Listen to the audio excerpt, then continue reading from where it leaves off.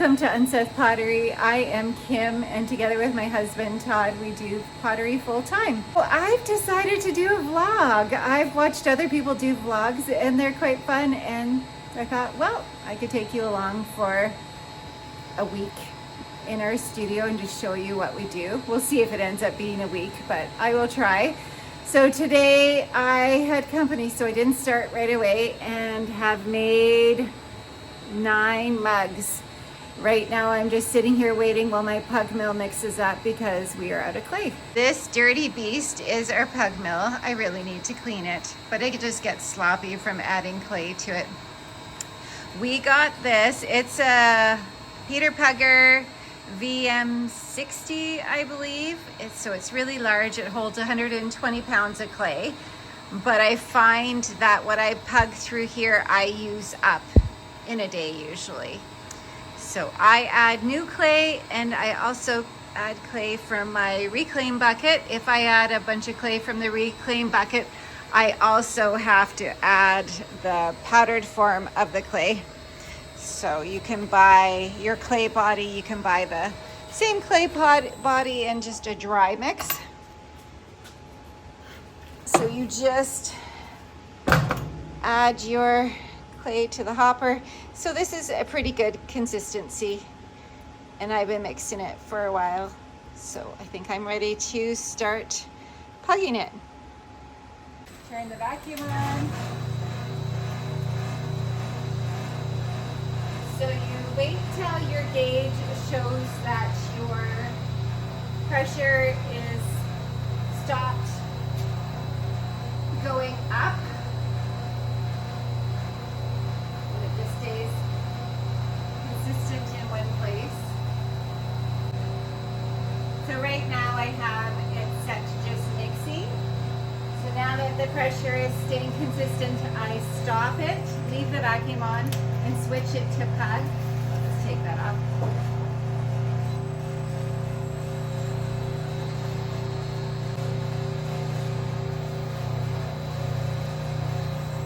And then your gauge will swing back where it hits an air pocket.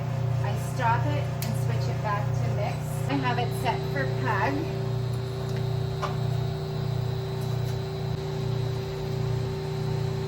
So I just keep an eye on the gauge, and then if it dips, then I will stop it and then hit mix again until it gets up to pressure, and then hit pug. So the first bit that comes out of the pug has a lot of air pockets and whatnot. So I just cut that up and set it to the side, and it goes back into the pug mill.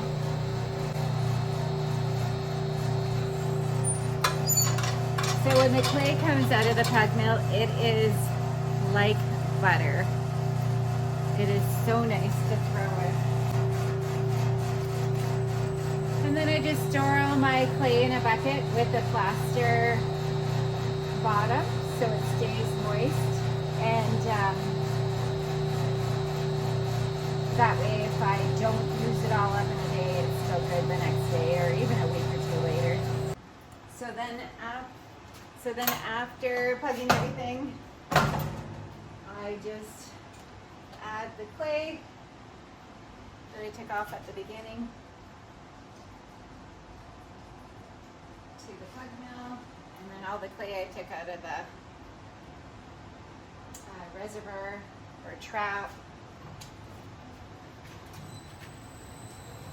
Mix it up a little bit to make room for my reclaim, which is very full. So I try to just take the solid pieces out so it doesn't get too wet.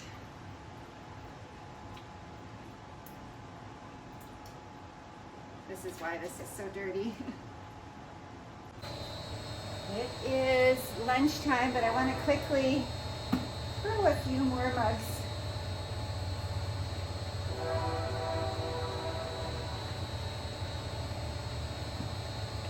So the one thing about a pug mill, which you don't get when you're just taking your bag of clay in wedging it is I get little hard bits.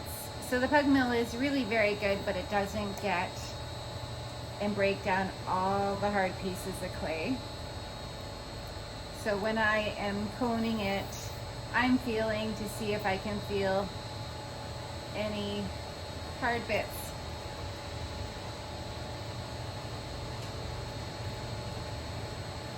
And then I just pick them out.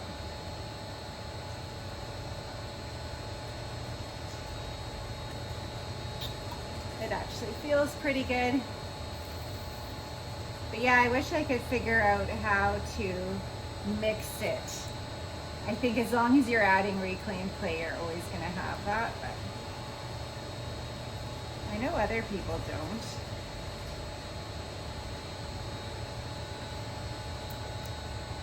I don't know if it's because we have a bigger pug mill that it doesn't mix as good.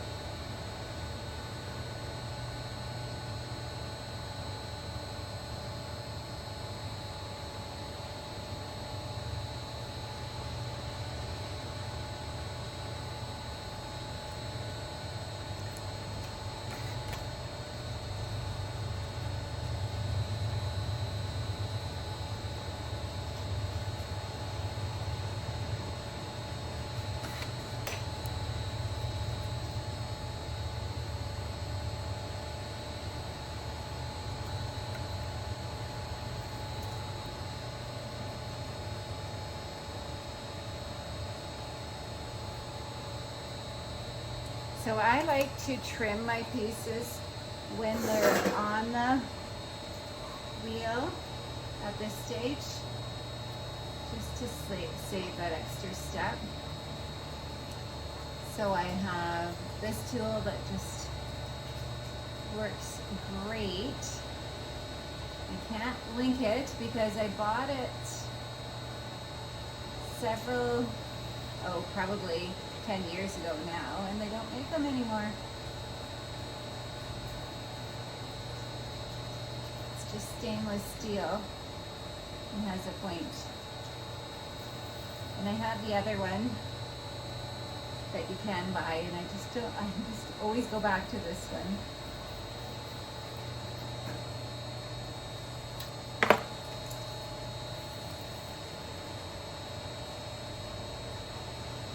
I usually try to do about 100 mugs a week. Doesn't always happen. So far this week, I've only done 55, I believe.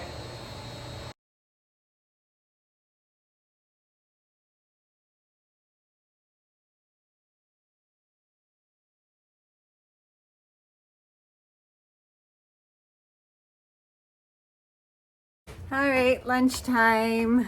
Thankfully, there is leftovers from supper last night.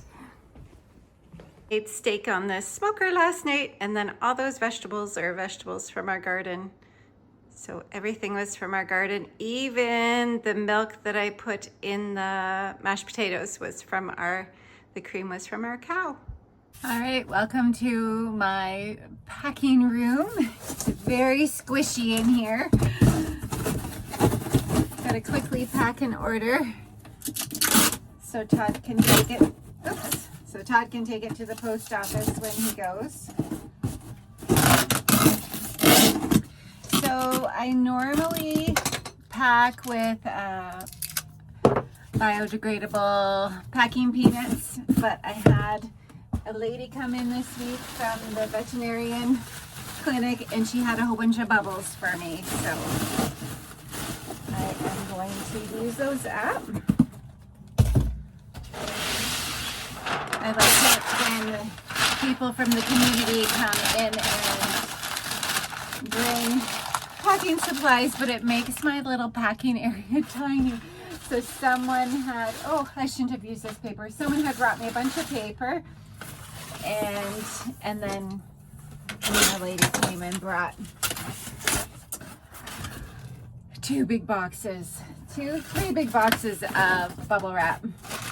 So we use corrugated paper. Todd gets it from, I'm not sure where he gets it. I think somewhere where they do construction. I think contractors get it to put on the flooring when they're painting and doing other work.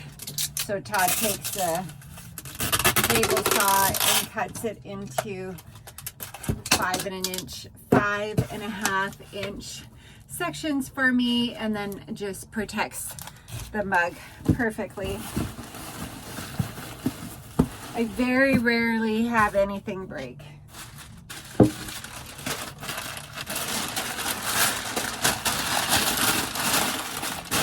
Always wrap it in paper.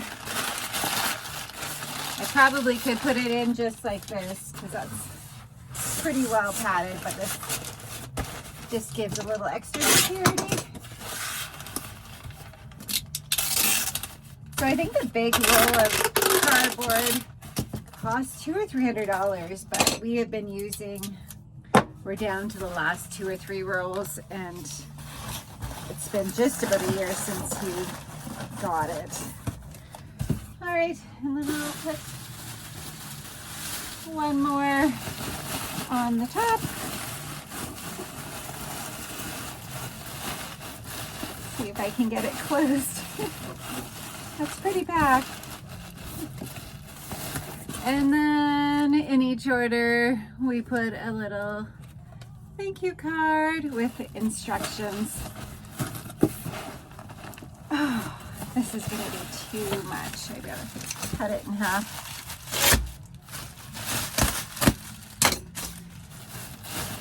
So starting a business, and you have to learn all these new things. So on Etsy, I think I just typed in thank you cards, and there was someone who had already made up the template, and it cost, I don't know, maybe about $3 to $5, like something really cheap. You buy the template, you insert your text, what you want it to say, your logo, and then I just uploaded it to Vistaprint, and then they printed it. So I haven't invested in one of the label printers yet, but you can get these from Canada Post in there. If you do your labels up online and you go into Canada Post stores, these are called clear packet labels. And I just put the invoice in there, and then I put the shipping label in there as well.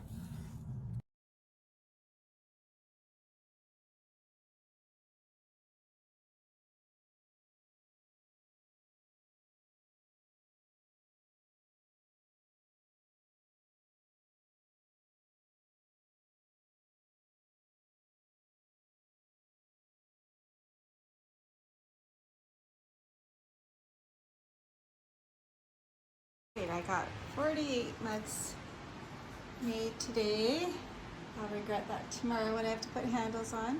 All right, so I will let these dry under plastic overnight, and I already sprayed it, but some of these mugs already had the tops were white, so I just sprayed them with a spray bottle. And then when you spray them with spray bottle and then cover it with plastic, then the mugs under the plastic and the humidity of the plastic end up having the same consistency throughout the entire piece, which helps with putting handles on. Right, now I'm going to trim bowls. This is the handiest thing ever for trimming. I have 2 sets of the Gip and Grip, and I never use them. So this is dirty, it's old, it's uneven, and I just ordered a new one. because I love it so much. I wanted to order the diamond core sticky batt, but this was $16 and then diamond core sticky batt was $96. So we'll go with this for a little bit longer.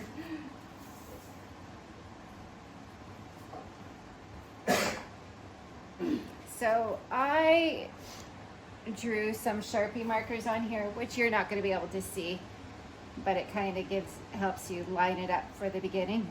Oh gosh, that's really bad. So all I do is I take a needle tool, and then where you have the marks, you push directly opposite, or yeah, you know what I mean. And then I smooth that out, and then go again. So same thing until I have it centered. Smooth it out. Oh, I think we're pretty good. With it, with this foam batt being a little bit old and indented, is oh gosh, it's a little harder. This is written. The bowl's got very dry. A little harder to trim, but I like that you don't get the marks from the Giffen grip?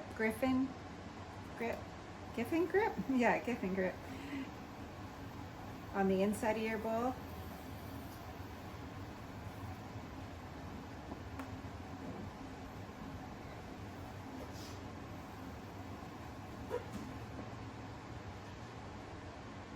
A lot of things I don't even trim, but I find bowls you need to, or they're just too heavy.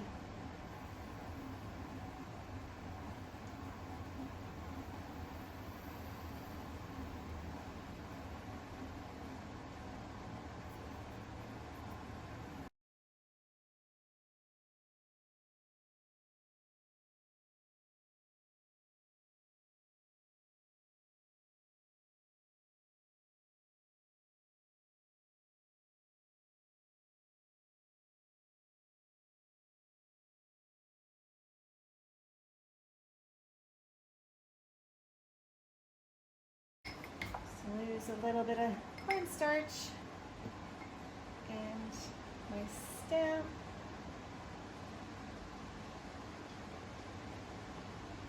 And that is it. 10 minutes to the end of the day, and I need to clean mop.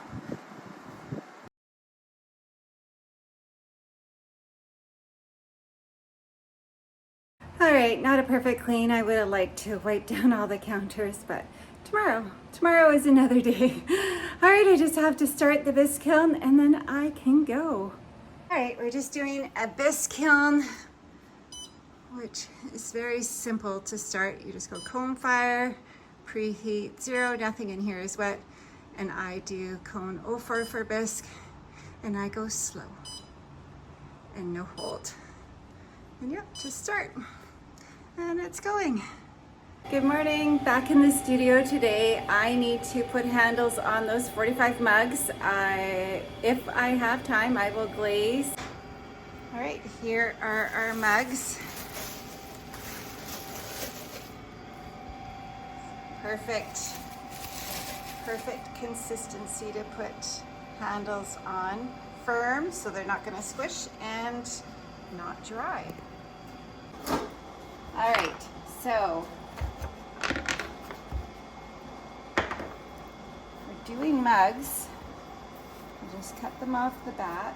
These batt inserts are the best. They've saved so much time and distortion. And I just place them on the drywall.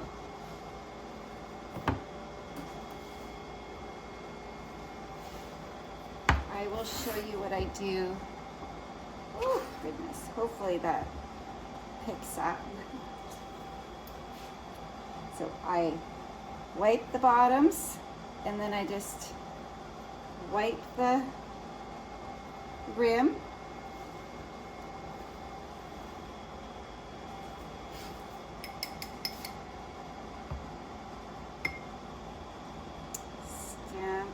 my stamp and press in the ball with the, or press in the bottom with the ball. And that is it. That is how, you know, get rid of some of the rough spot. That's how I finish the bottoms of my mugs. Right, I did the bottom of the 48 mugs, and now I am prepping for the handles. This is the best thing ever. I don't know what they're called, but it just slices your clay perfectly. So I use a diamond core hand extruder. You don't want your clay thick or they're hard to get out. So if you can slice it, this is just what I found works. You can slice your clay. Into manageable thickness. It works so much better.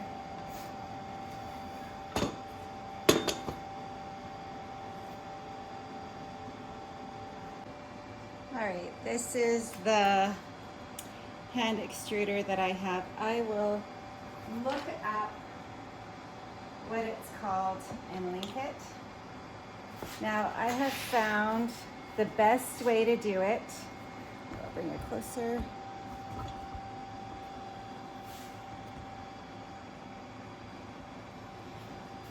Is to kind of hold it on a slight angle, but mostly tilted up, and then you kind of press it into the clay.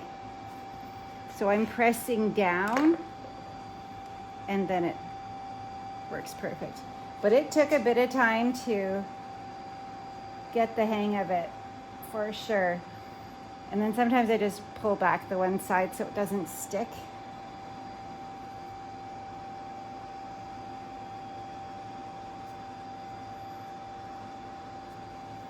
So I can do these fairly quickly. I did 53 fold handles, and so you can see how the back of, no, this would be the top, but it'll be the back of the mug, handle of the mug is rough. I just take a sponge and smooth it. I always taper that end a little bit and then pull it.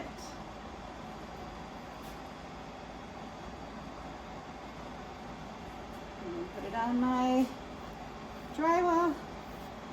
If you over bend your handle, so I know I'm not going to want it quite that bend. It's called bendy memory. You just over bend it, and then it doesn't, chances of it cracking are lessened in the bend.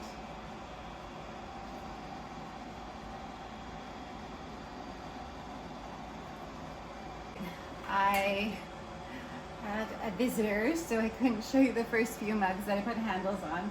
Our father-in-law and stepmom are staying with us this week, so he just pops in every once in a while and sees what I'm doing. It's pretty cute. And he's so interested. I love it. So I'm going to bring you close and show you what I'm doing. All right, first off, I look for on the mug to see if there's any area that I want to cover. Hope you can see. This one looks good. And then I have a cookie cutter that I just like to put a little shape on the handle. Mark it out with my needle tool where I want it to go. Also at this stage I mark where I'm going to want to cut it. And then I use just straight vinegar and score it really, really, really, really good. I think these are Zen tools. Probably set it wrong. And just catch and give a little firm push, supporting the inside of the mug, and then Same with the bottom. I like to kind of give a firm push and then wiggle back and forth. Not too firm. If it's too firm, you crack in here. So I like to wet my fingers with a little bit of water and then compress. Same with this part of the handle. If you're going to get any cracking, it's in here or in here. So I just take my finger and thumb and compress that area. Check for the shape. I try doing my handles as quick as possible. And then check from a bird's eye view to make sure it's all lined up and you haven't distorted the rim. All right, got the mugs done and had lunch. Now I am going to try to figure out what to glaze today. So I am gonna go around the studio and look at what we're needing. So a lot of bare spots from the studio tour. So I could use more Northern Lights mugs, more wine cups, probably a bowl. Yeah, we're all out of bowls.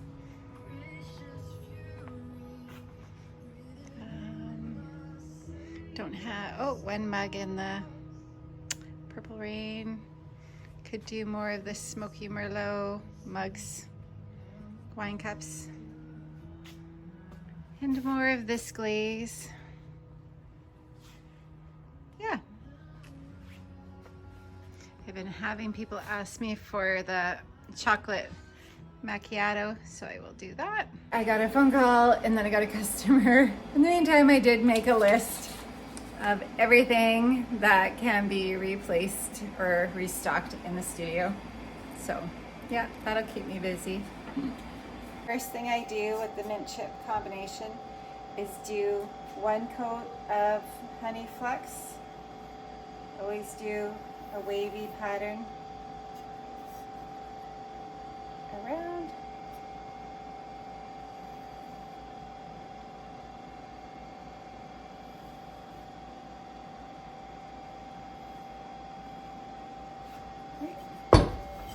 And then just do that on everything. I have to think about how I want the split to go on this platter. Probably on an angle like that, I guess.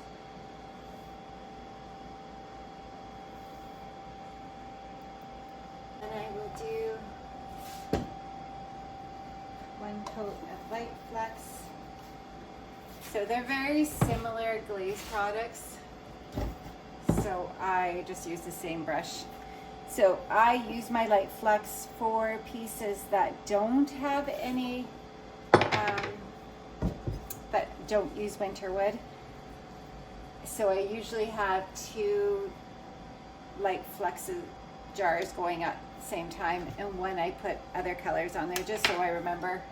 And this one is one that I put over top of winter wood, so it always gets little crystals in it. And some pieces I just want it to be white, even though I pour winter wood over this.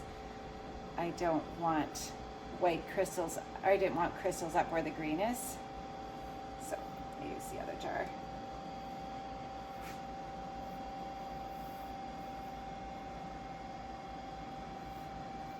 As you can see, it's not perfect.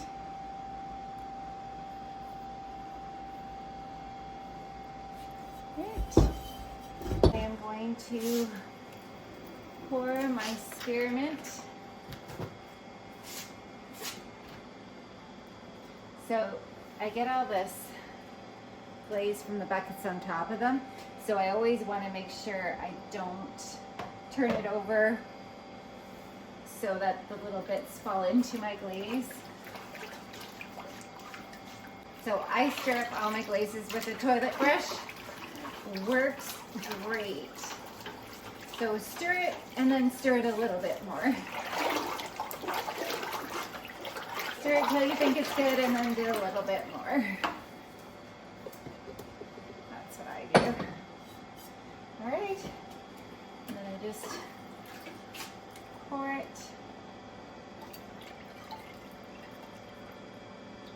Inside the bowl. Just go up to the rim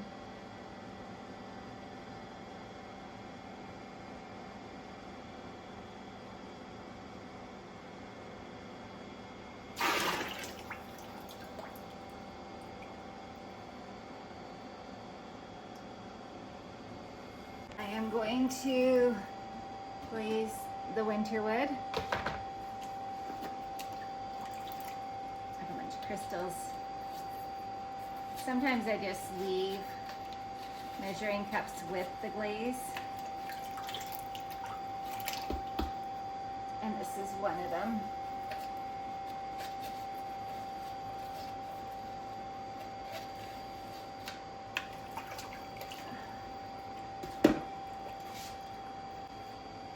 All right, I'm back. That was a good little interruption. My grandson came for a visit with his mom and dad because he's only a month old. Didn't come on his own. All right, so I'm going to do this so you can see it. I just pour the winter wood, oops, making a mess, along the bottom.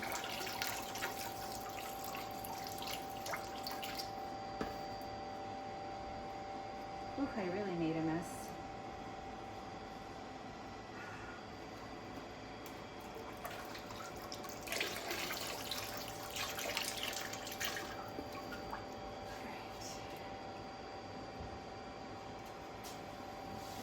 Clean that up right now. Shucks.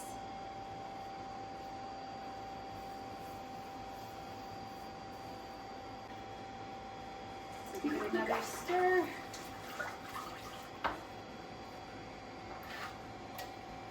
And just with my hand on the inside, oh, you can't see what I'm doing, but I'm just gonna pour and trying to turn it.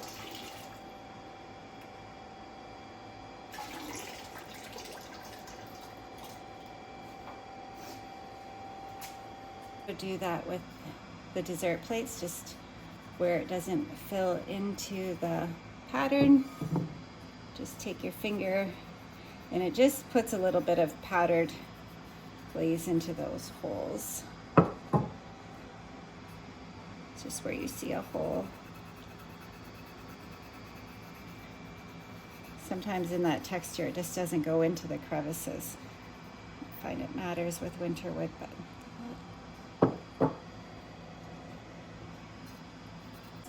you can see where there's just some areas that don't have any glaze. So I just take a brush dipped in the glaze and just add a little glaze to the rim. I do the Jen's Juicy Fruit on the inside.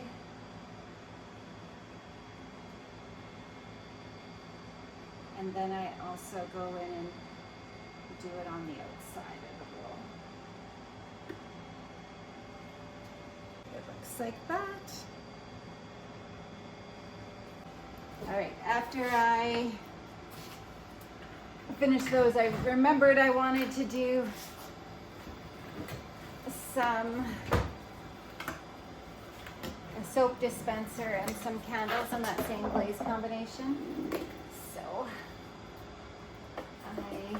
I won't bore you with that, but I did want to show you when I'm doing soap dispensers, oil dispensers, it's really important to have a good liner glaze. So I will link this liner glaze in the description below. Digital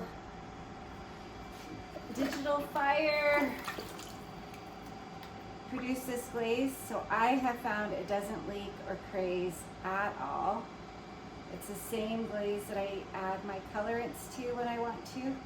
So anything that liquid is going to be in for a long time, I line it with this glaze. So this is my Ravenscraig White.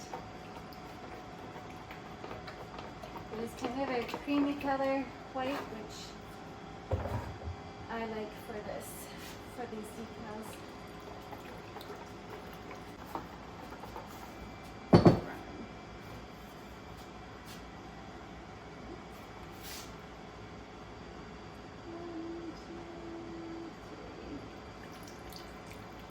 So I painted the engobe on these and then bisque fired them. I've shared this before, but if you want to get a good coating of glaze,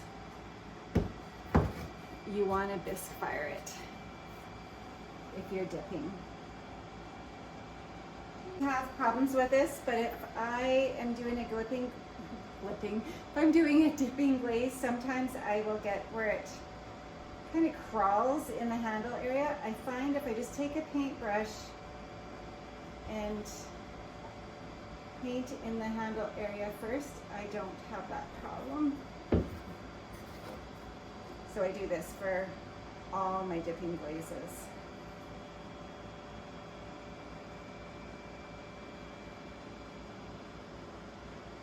It's like the glaze accumulates too much and then doesn't get into the whole area that it crawls a little bit.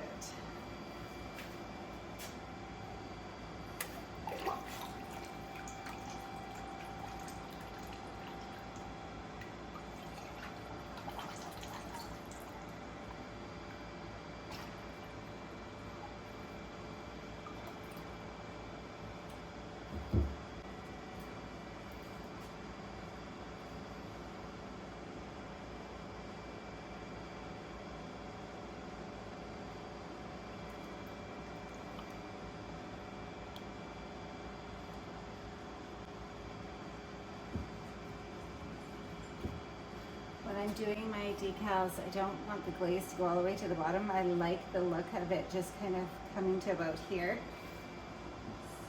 But it is so hard to hold on to. Right here, you have to have a tight finger grip so you don't lose them into the bucket. All right, those are done. Okay, I get a lot of people ask me to do a glaze demo with the envelopes.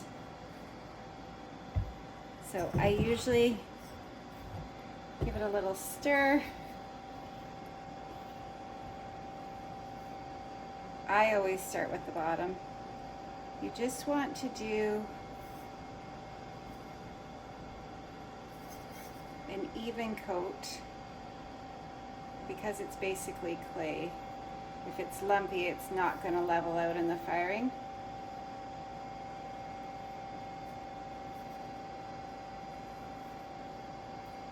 I don't do the whole piece.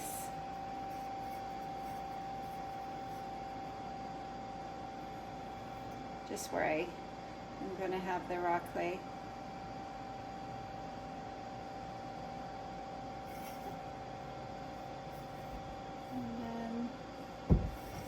Do another coat. So the third coat, I'm not as careful, like I basically just do the main body of the piece. I don't get in the handle and do the handle.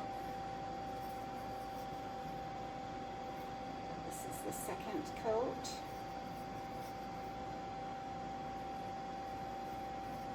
And for the most part, 2 coats is good enough, but all right, this is the third coat, so I'm just going to be quick.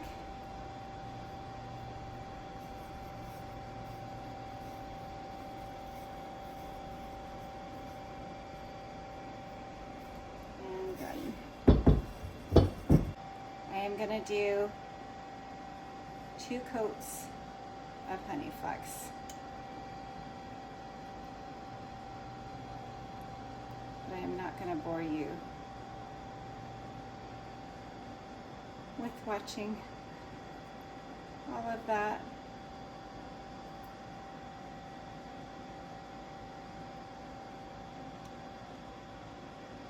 So I go over the envelope just a bit,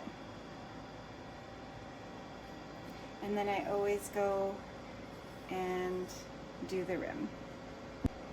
2 coats of amber quartz.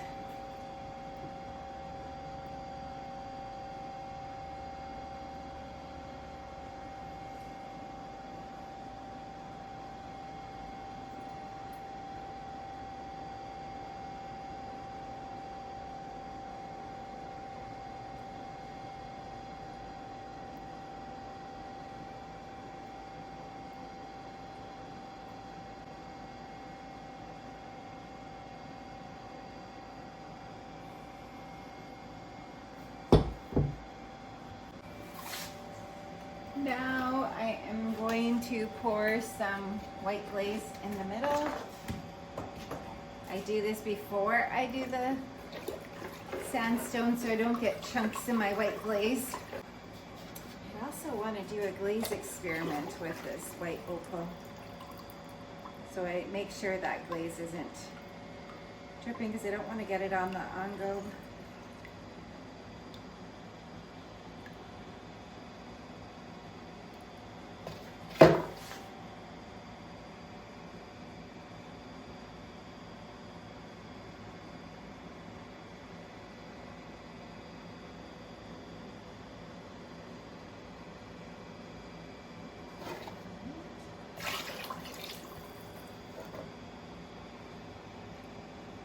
And lastly, 1 coat of sandstone. My sandstone is pretty thick and I'm gonna put it on thick.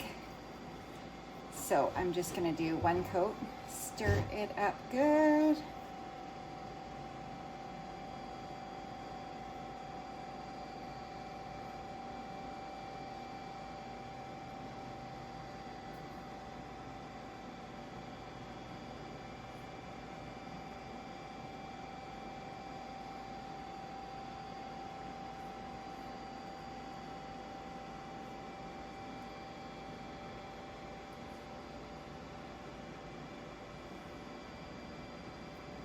And that is done.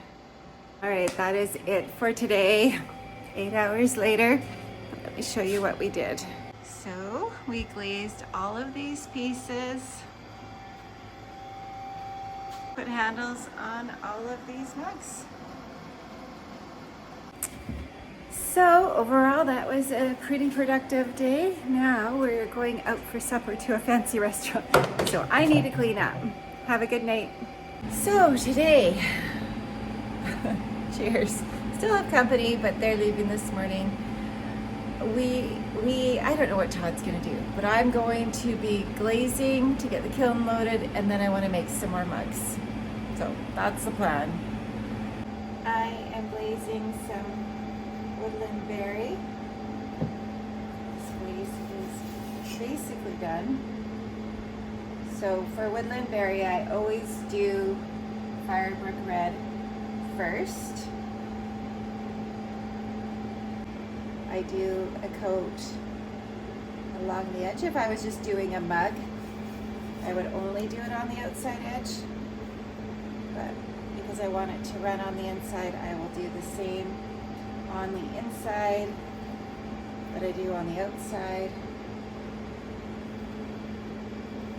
And I will do 3 coats. But because this video is getting long, I'm not going to show you all 3 coats.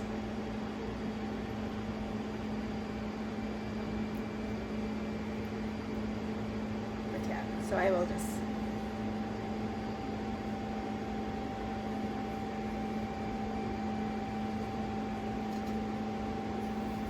always have the brush quite saturated with glaze.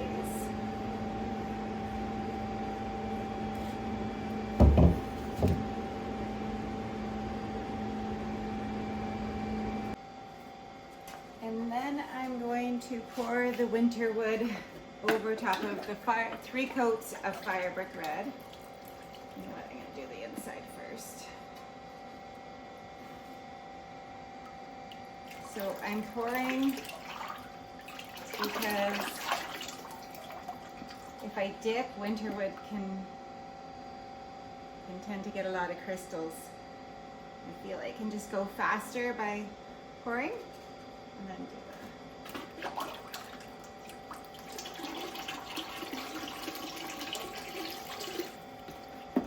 I don't know if that made sense, but just how I do it.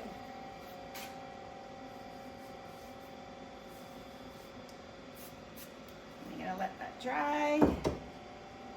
Also glazed up some handles.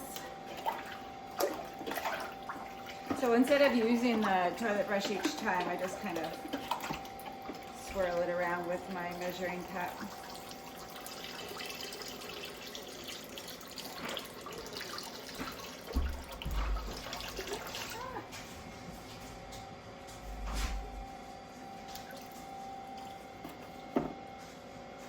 Lastly, for the winterwood glaze, or for the woodland berry glaze, I do 1 coat of light flex. I just added water to this because it was too thick, so now it's really runny, but 1 coat. I also do the rim, and that's it. Great, Northern Lights glaze. I always think this is a really easy combination, but I get lots of questions about it.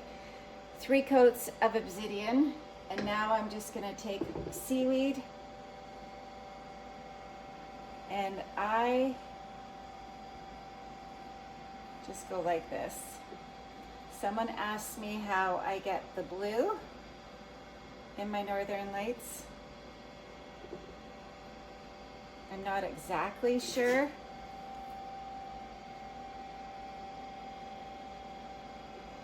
But yeah, you can see how it's a little thicker in some spots than others.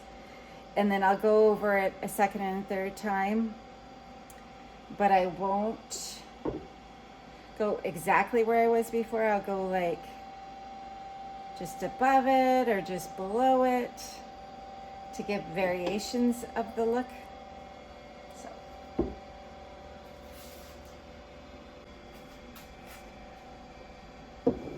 all right, this is the 2nd coat.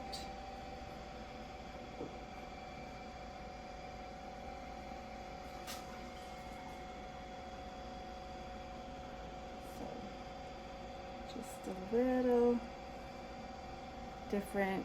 You want them to overlap, but not completely. You want some variation.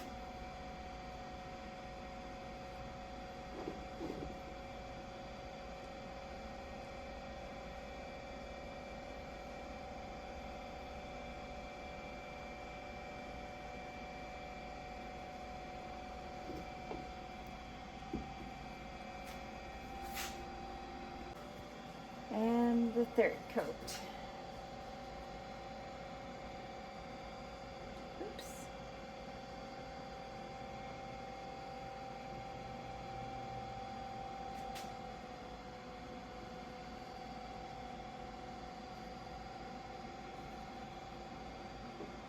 So you can see how it's quite thick and it'll run down in areas and get drips. Yeah, that's what you want. Todd is in the studio today. What are you doing, Todd? A lot of this.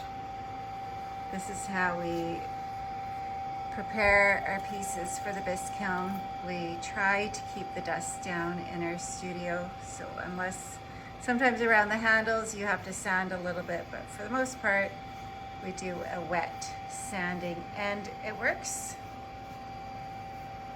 just as good, if not better, than sanding with sandpaper. It's cleaner. Very cleaner.